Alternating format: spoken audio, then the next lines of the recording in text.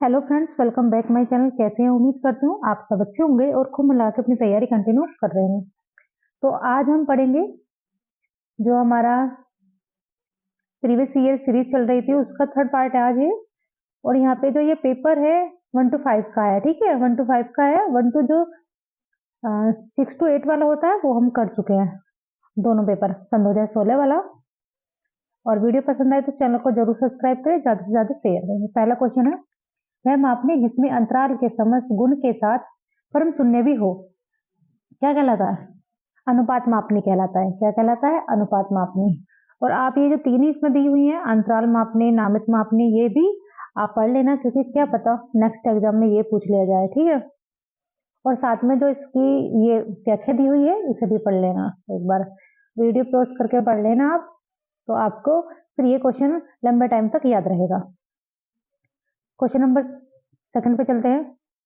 Fried के अनुसार हमारे मूल्यों का आंतरीकरण में होता है। जो हमारे मूल्य होते हैं उनका आंतरीकरण कहाँ होता है? परायम में होता है। तो ऑप्शन होगा हमारा, राइट ऑप्शन होगा सी, ठीक है। देखिए सिगमुंड फ्राइड का जो सिद्धांत है, ठीक है, उसे आप अच्छे से पढ़ लेना, क्योंकि हर बार सिगमुंड फ्राइड से क्वेश्चन पूछे ही जाते हैं। और ईदम, अहम, परायम, इनसे तो अक्सर क्वेश्चन पूछे जाते हैं, क्योंकि बच्चा इनमें कंफ्यूज होता है, ठीक है। व्यवहारवादी ने कहा है, ठीक है, मतलब ये एक स्टेटमेंट दी है किसी व्यवहारवादी ने, ठीक है। और उसके बाद एक आपको जो स्टेटमेंट दी है वो दी हुई है, और बीच में क्या, देखिए व्यवहारवादी कौन से थे? वॉटसन। कौन से थे? वॉटसन, ठीक है। इन्होंने क्या है कि मुझे नवजात शिशु दे दो, मैं उसे डॉक्टर, वकील, चोर जो चाहे बना सकता हूँ, ठीक है। ये किसने कहा था कि आप मुझे एक बच्चा दे दीजिए, नवजात बच्चा दे दीजिए, मैं उसे एक डॉक्टर बना सकता हूँ, वकील बना सकता हूँ, यहाँ तक कि मैं उसे चोर और डाकू भी बना सकता हूँ। ठीक, किसने कहा था? ये कहा था वॉटसन ने, ठीक है, याद रखेंगे, ठीक है। ये स्टेटमेंट काफी बार पूछी गई है।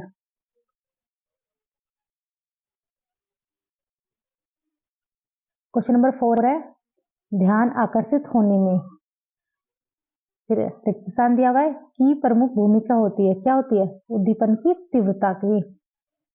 देखिए उद्दीपन की तीव्रता ध्यान आकर्षित करने में महत्वपूर्ण भूमिका निभाती है। कौन? ये, ठीक है। क्वेश्चन नंबर 5 पे चलते हैं। आपको स्टार्टिंग में जो है रिक्त स्थान दिया हुआ है, यहाँ पे देखिए, फिर छात्र में रुचि उत्पन्न करने की कला है। क्या है? प्रेरणा, है ना। प्रेरणा छात्र में रुचि उत्पन्न करने की कला है। प्रेरणा के जो सिद्धांत वो किसने दिया था? अब्राहम मैस्लो ने दिया था, है ना। मैस्लो से क्वेश्चन मिलेगा। फ्रायड के अनुसार, तो इस पे जो विस्मरण का बारे में आपसे पूछा गया है कि विस्मरण क्या है ना, इसके मैं आपको इसका राइट आंसर बता देती हूँ। ऑप्शन सी है कि विस्मरण वह प्रवृत्ति है जिसके द्वारा दुखद अनुभव, है ना, कैसे अनुभव? दुखद अनुभव को स्मृति से अलग कर दिया जाता है, ठीक है। तो वे क्या है? विस्मरण है, ठीक है। अब चलते हैं हम आगे, ये क्वेश्चन नंबर चलते हैं 7 पर। ये हमारा क्वेश्चन नंबर 7 है, और इसमें है SOR किसके द्वारा प्रस्तावित किया गया था? देखिए SOR थ्योरी के बारे में हमसे पूछा गया है। तो मैं आपको बता दूं, जो यहाँ पे जो चारों ऑप्शन दिए हुए थे वो चारों ही गलत थे, ठीक है। तो ये किसने दिया था? ये वुडवर्थ ने दिया था, ठीक है। ध्यान को केंद्रित करने की आंतरिक दशा क्या है? कब हम ध्यान को केंद्रित कर सकते हैं? तो ये है रुचि। देखिए जब हमारे किसी काम के लिए मतलब हमें रुचि होगी, तभी तो हम उस चीज को बहुत अच्छे से करेंगे, मन लगाकर करेंगे। तो ये क्या है? ध्यान को केंद्रित करने की आंतरिक दशा है।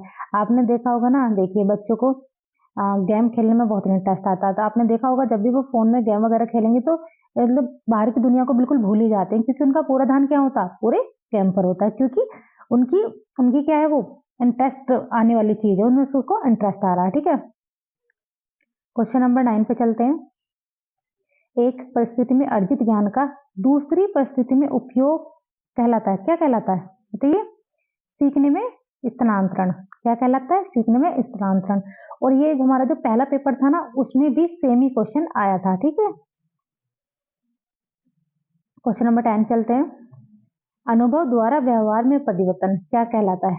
अनुभव द्वारा व्यवहार में परिवर्तन कहलाता है सीखना, ठीक है। देखिए व्यवहार में परिवर्तन किसके द्वारा होता है? अनुभव द्वारा। ठीक है, इस तरीके से भी क्वेश्चन पूछ ले जाते हैं।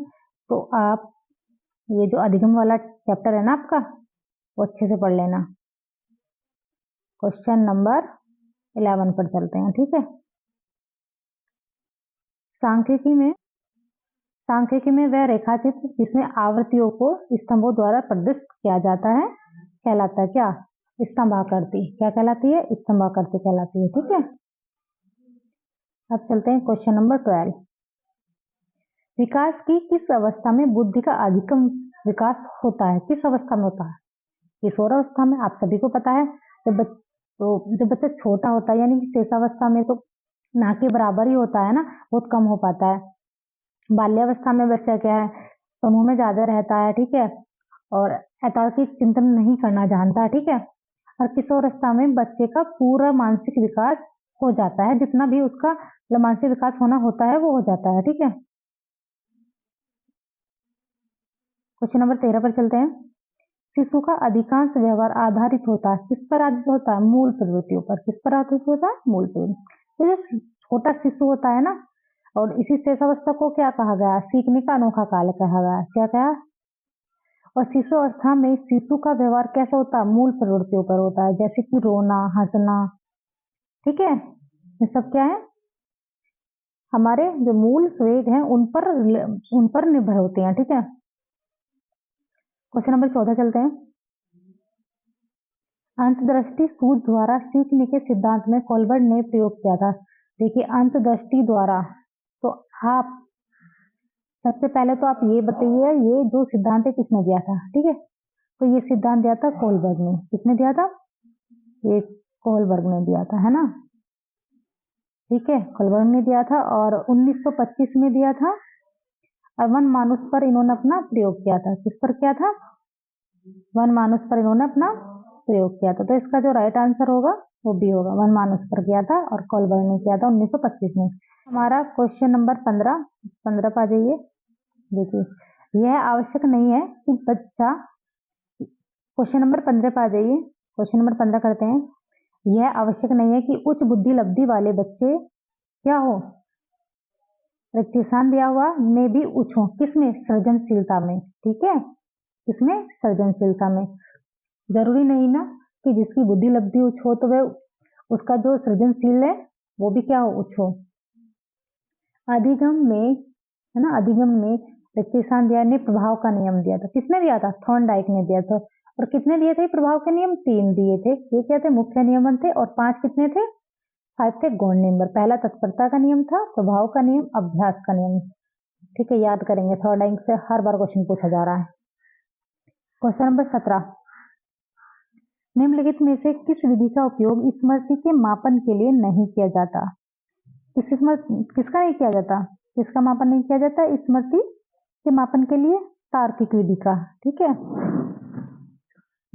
देखिए, ट्रांसिंग अंतर्बोध परीक्षण यानी कि TAT का विकास किसके द्वारा किया गया था? मर्रे द्वारा किया गया था। ठीक है, किसके द्वारा किया गया था? मर्रे द्वारा। और कैसी है ये जो परीक्षण है, कैसा? प्रक्षेपी परीक्षण है। ठीक है, 1935 में क्या था? ठीक है, देखिए ये रहा।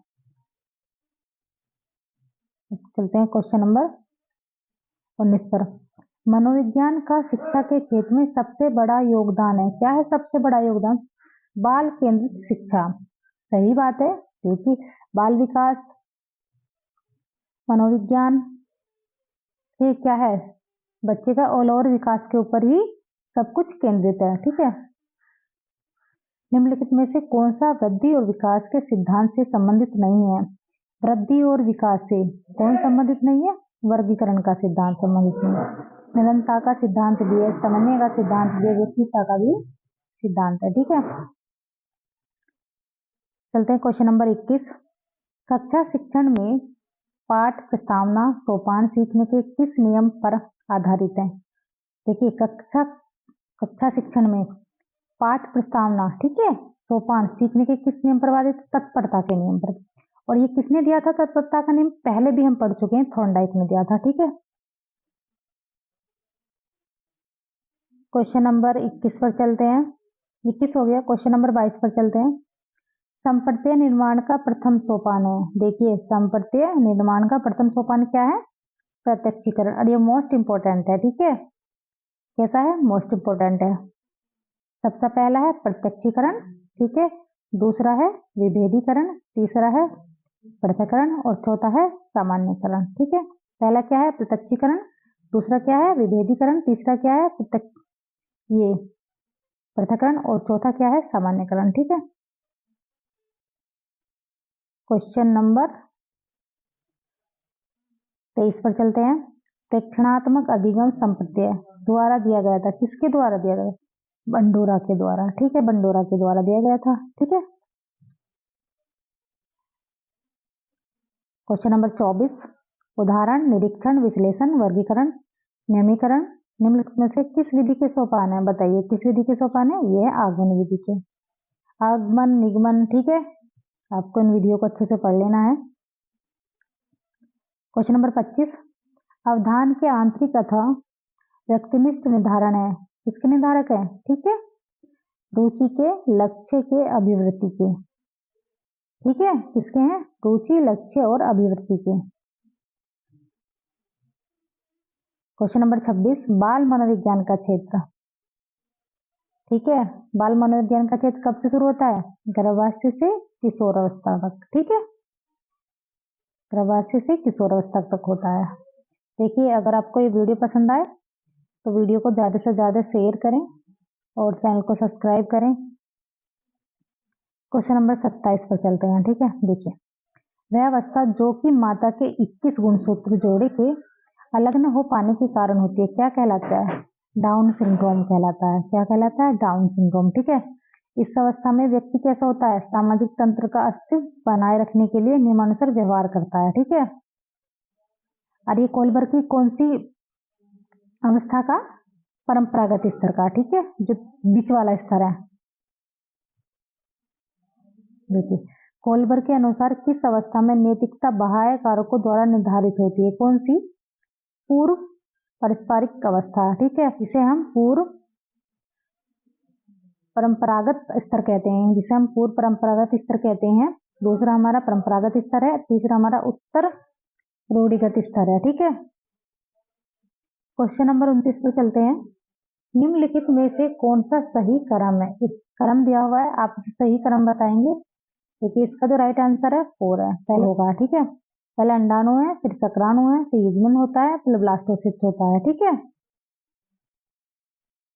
ये तो एक प्रक्रिया है। Question number 30।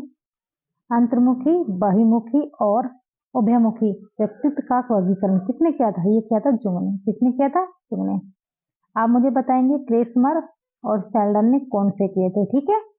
देखिए, ये क्रेसनर और सेल्डन, क्रेसनर और सेल्डन ने कौन कौन सा वर्गीकरण किया था, वो आप मुझे बताएंगे, क्योंकि मोस्ट इंपॉर्टेंट है। हो सकता है कि आपके एग्जाम में सेल्डन से पूछ लिया जाए। और ये अंतर्मुखी, बहुमुखी किसने किए थे? ये किए थे हमारे जुंग ने, ठीक है। अब आपके ये पूरा हुआ। नेक्स्ट वीडियो में हम नेक्स्ट पेपर करते हैं। वीडियो पसंद आए तो चैनल को जरूर वीडियो को लाइक करें, ठीक है।